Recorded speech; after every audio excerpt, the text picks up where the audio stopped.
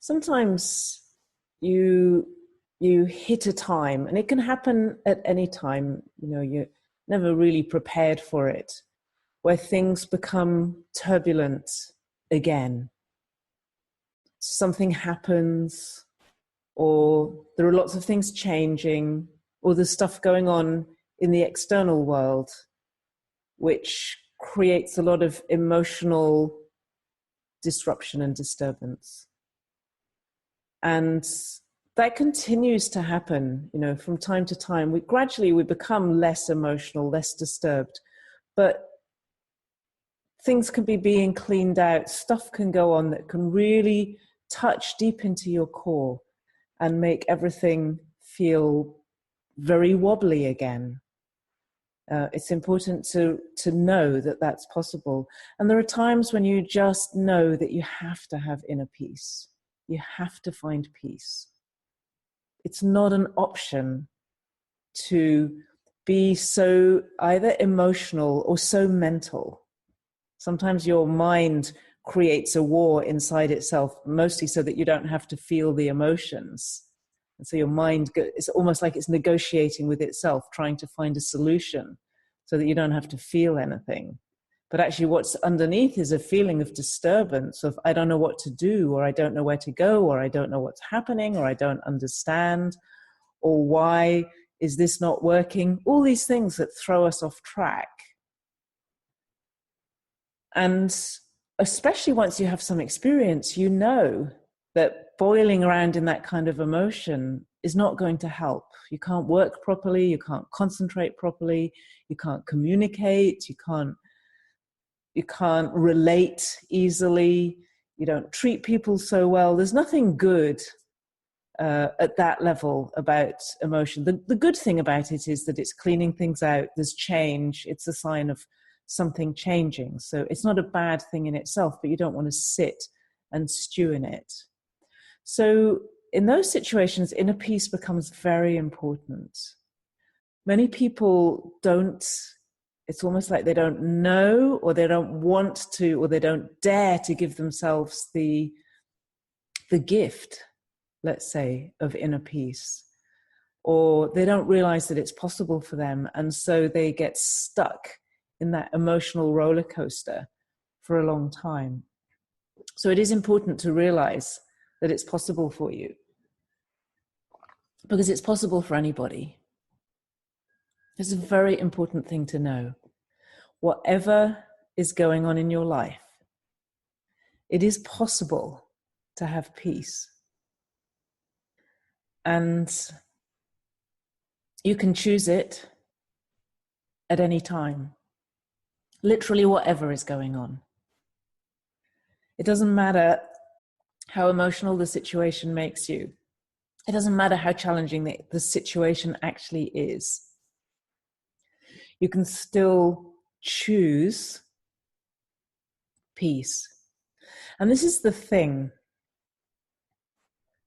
When you're feeling very emotional, it seems extremely difficult to choose peace. In fact, it can feel absolutely impossible. And that's the main thing that stops you from getting it. So especially if there's an area of your life that you really struggle with, or that seems to be really messed up at the moment, the mind will not tell you that peace is possible. And the heart may ask for it. There may be a part of you that's longing for it. But the mind will say, no, you can't, because look at this, look what's going on, look what's happening, look how you're feeling. How you're feeling is real.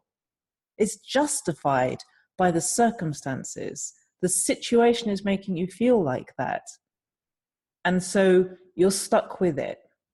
This is what I work with almost every day with people. This feeling that this is what's happening. I can't possibly be peaceful about that. And the thing that is so important to understand is that you can.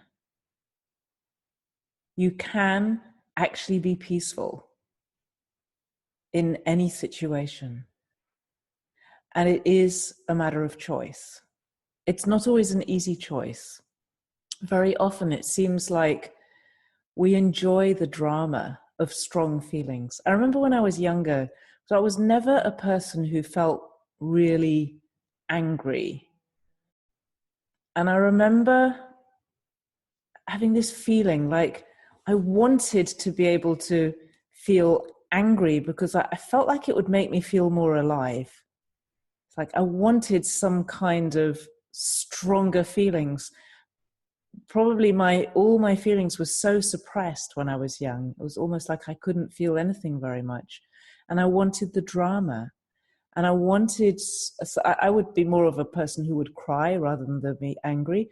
There was some kind of satisfaction in that because, I don't know, because I could really feel something, even if it was horrible and terrible, but it was a feeling. And so very often we get attached to the stronger feelings that we have because at least there's something going on in a life that has been very suppressed, as so many people have. There are people who are very addicted to drama. They don't have that problem. They have a different problem. But yeah, that's something that sometimes the drama or the drama of emotions can make you feel as though you're doing something about it, or you're alive, or there's something going on, or there's so many stories around, it can make you feel you're somehow processing things. At one level, it's true, emotion is old energy coming out, but you can be peaceful while that old energy comes out. You don't have to experience it as a drama. The old stuff will still come out. If you're experiencing peace, it will actually come out more easily. So this is the big challenge in it, is actually making that decision, making that choice. Usually what most people do, they will sit with a level of grumbling dissatisfaction, often compensating in another area of their life. So they make one area of life really good. It's like, that's where my success is. That's where I'm really good. And I will compensate for the fact that this part of my life is terrible by making this part really good. And then I can handle a certain amount of terribleness because I've got this bit of really good that makes me feel okay as a person. This is kind of how we balance ourselves up internally. We make these little contracts and negotiations within our mind. We trade off what we really want because we've got something that's okay or that's even good in another part. But that's not much of a life, because actually you're constantly having to balance that negotiation. And when one bit gets better, very often you'll find the other bit gets worse because you made a contract somewhere inside yourself. You're sort of trying to keep everything even, and it's difficult to make everything go up. Every now and then there comes a point in life where you just don't want to be doing that negotiation stuff anymore. You just can't handle in your mind that you're constantly trying to balance out, well, I'm good in this bit, and that makes up for the fact that I'm bad in this bit. And it may not be as explicit at that, but it's sort of happening under the surface. And there comes a point where you just want all of it to lift. You want all of it to be working better. And you want to have peace in your life. Many times I sit with people and they say, you know what, Sarah, the only thing I really want is peace. But actually they say the words, but it's not. Because what's underneath the subtext is, but I can't have it because I have so much pressure on me. I have so much work to do. I have such a difficult relationship. I have so much placed on me that creates pressure that the only thing I want is peace, but I can't have it. And the only reason they can't have it is because they say they can't have it. That is the only reason. Everybody can have peace. Even if you've messed up, really messed up, even if the things that are going on in your life are very unpeace creating, you can still experience it. And that will happen when you make that decision and you don't follow it by but. When you say, there is only one thing I want at the moment, And that's inner peace. Period. Full stop. That's a very powerful moment. Sometimes, in my experience at least, you might be different. Generally speaking, what I have to do in that situation is actually sit down for a while, stop everything else, stop saying that everything else is more important than me. My work is more important than me, proving myself is more important than me, my relationship is more important than me, my house, my car, my whatever it is, my money, it's like all those things. Just stop, completely stop, and say, right now, in this moment, there is only one thing that's important, and that is me and what I want, which is inner peace. And I'm going to sit here. My way is like, I'm going to sit here until I get it. I'm not going anywhere. I'm not moving. And what I find is necessary, there are different ways to find it. So I find that it's really necessary to have that kind of divine connection, let's say, or to connect with higher consciousness. For me, if I just go to inside myself, I don't feel that uniting of different levels. And maybe some people can do that, but for me, I need to have that sense of connection with something bigger than myself, and to be able to unite that part of me that connects with that part which includes me but is beyond and greater than me. I need that. I need that sense that there is an order in life beyond me, and that there is consciousness that is higher than mine, that contains me and holds me, because that makes me feel safe somehow. That makes my life make sense. Now, you might find it a different way, and it doesn't really matter how you find it. The only thing that matters is that decision and the willingness then to stick by that decision. Because usually what comes up is like, oh my goodness, but I'll do that later. I've got to do some work now. I've got to get that thing done. I've just got to do something. I can't sit here and do nothing. And so that's what I mean by the decision. It is an absolute committed decision. I have to find the answer to this. And that's what works for me. And I sit, and I sit, and I sit. And sometimes I negotiate with those higher powers and beings and whatever, but must absolutely be higher consciousness. I will never negotiate with something that is like a similar level to me or lower level than me. Never. Okay, I will not have that discussion. My mind can play around whatever it likes, but my discussion is absolutely via my higher self to whatever higher levels also I might access. First point of contact for me is my higher self, because that's my assurance somehow that I'm going to go in the right direction. And I'm not going to start having a conversation with some aspect of life that doesn't provide peace. And through my higher self, I personally can access just about anything. And I trust it very much to do the job. And I trust what happens to me. Once I've made that decision, I trust a lot that whatever is happening is taking me in the right direction. I found that very necessary. I found it really necessary to know that I can do it, to trust that every step that I take is a step on the way, to trust whatever happens to me, and to really enter that experience wholeheartedly.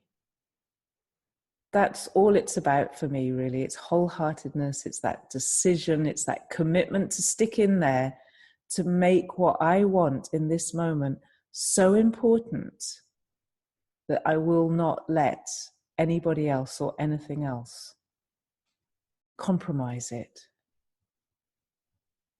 And of course, you can do this with anything. It's not only about inner peace.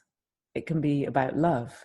If you want to experience love, You can do the same thing. Just sit down and but make the decision. It's not something you really can play with.